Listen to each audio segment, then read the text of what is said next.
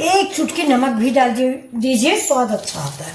अब चलिए इधर, जब तक ये हमारा पक रहा है अमावट का रस आम का, तब तक हम इसमें लगा लेते हैं। ये एक थाली लिया है मैंने, इसमें हम थोड़ा सा घी लगाएंगे। देखिए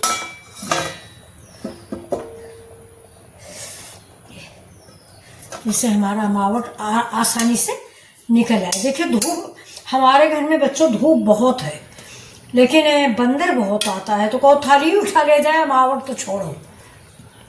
तो हम पंखे की हवा में ही सुखाएंगे।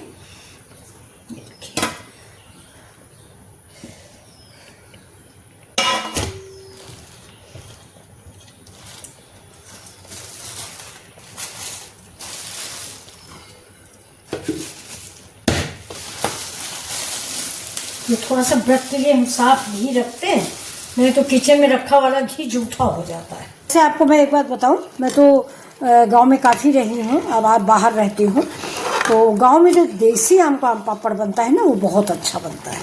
उसको बनाने का तरीका भी ऐसा नहीं होता। वो हमारे यहाँ मेरी माँ वगैरह, दादी वगैरह बनाती थी, मैंने तो फिलहाल नहीं बनाया।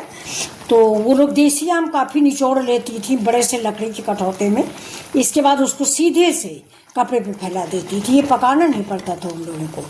लेकिन गांव में था खूब तेज, दिन भर में आंगन में धूप आती थी, पूरा पापड़ एक दिन में ही उठा के रखने वाला हो जाता था, और 2 दिन में हम लोग निकाल लेते थे। बड़ा मज़ा आता था खाने में। उसकी चटनी भी बनती थी और व्रत में भी खाया जाता था। लेकिन अब वो कहाँ रहे वो दिन। तो अब देखिए इस समय थोड़ा केयरफुली चलाइए, क्योंकि फदकने लगा है ना, तो ये थोड़ा ऊपर आ रहा है, यानी बॉयल होने लगा है, और ये करीब करीब पक भी चुका है। ये देखिए